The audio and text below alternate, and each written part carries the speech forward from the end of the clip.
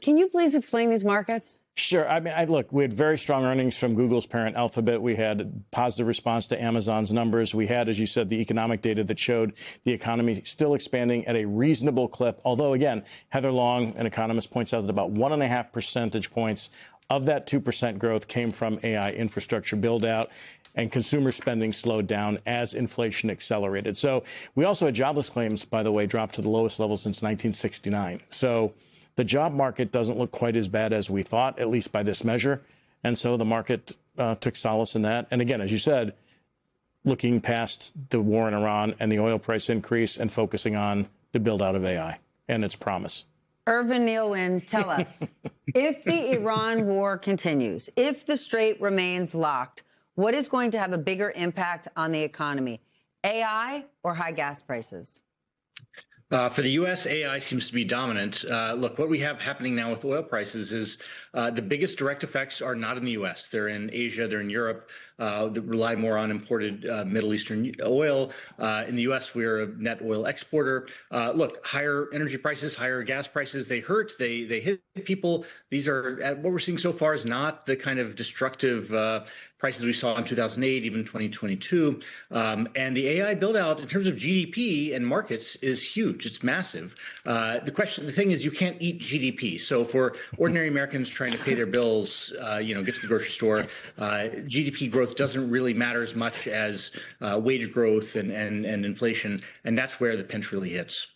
Did someone say in our ear that he could eat GDP? I mean, you can't eat GDP. You're in trouble, Ron, because this is your first time you're here as a contributor. And right now, Neil gave a better answer than you did. So here we go. We're going down this Ron, road again. Huh? You know I like to. Yeah. It seems obviously like everyone is betting on AI for good reason. But what would things look like if it doesn't live up to the hype? Well, just this year alone, there's $700 billion worth of spending going into artificial intelligence infrastructure, which is an enormous, unprecedented build out for technology. So if this were not to live up to its promise, what you would see down the road, and it's not immediate, Steph, you know that at some juncture, if an OpenAI, an Anthropic, a Google, a Microsoft doesn't derive enough revenue and profitability from this, Amazon eating through its free cash flow, by the way, at this point in time, to fund a lot of this stuff, you'd see reduced profitability. You'd probably see some companies run into trouble, and the stock market would then react to that major disappointment of AI not living up to the hype and the promise that's being, told to us today.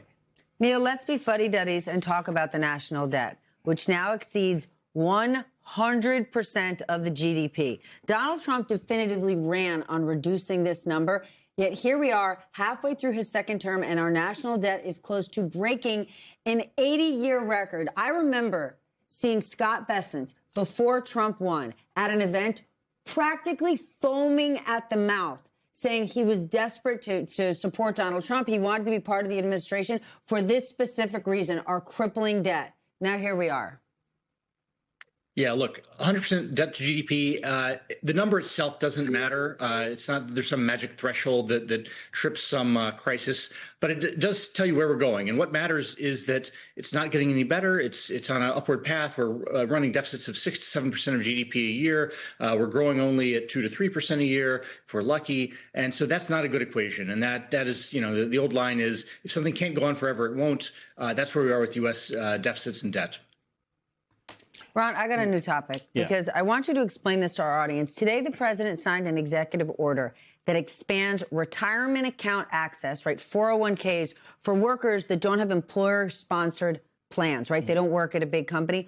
What do we need to know? Because on some level, is this good for the American people or is it good for the money managers of the world that provide those accounts? Yeah, both. I mean, look, I think there are somewhere in the neighborhood of 56 to 60 million people who do not have access to that. Now, the thresholds for putting $2,000 a year away are pretty low. I mean, the income caps are around $30,000, $35,000 for a married couple, $20,000 for a single individual. So it's hard to save $2,000 a year and have the government match. People in that income bracket aren't contributing to a 401k. Away. It's good that the availability is there and they should put away as much as they possibly can. This is also, by the way, an extension of a Biden-era program that was started in 2022 that it's being linked to. So this is not brand new. This is an extension of a program that's already on the books that was supposed to start in 2027 anyway. So it does expand the field a little bit.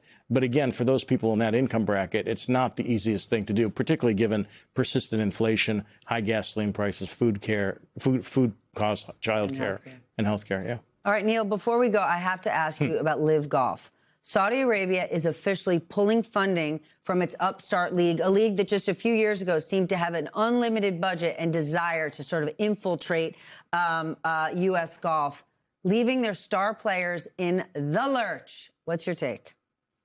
Look, if something's a vanity project, not based in kind of real economics of demand from end consumers, it's vulnerable when things turn rough. And the Saudi government and Saudi investment fund is in a difficult situation right now with the Iran war. It's understandable they might want to cut back on things. That's the risk you take if you sign on to somebody else's vanity project. And that seems to be what's happened here for some of these golfers who are part of that.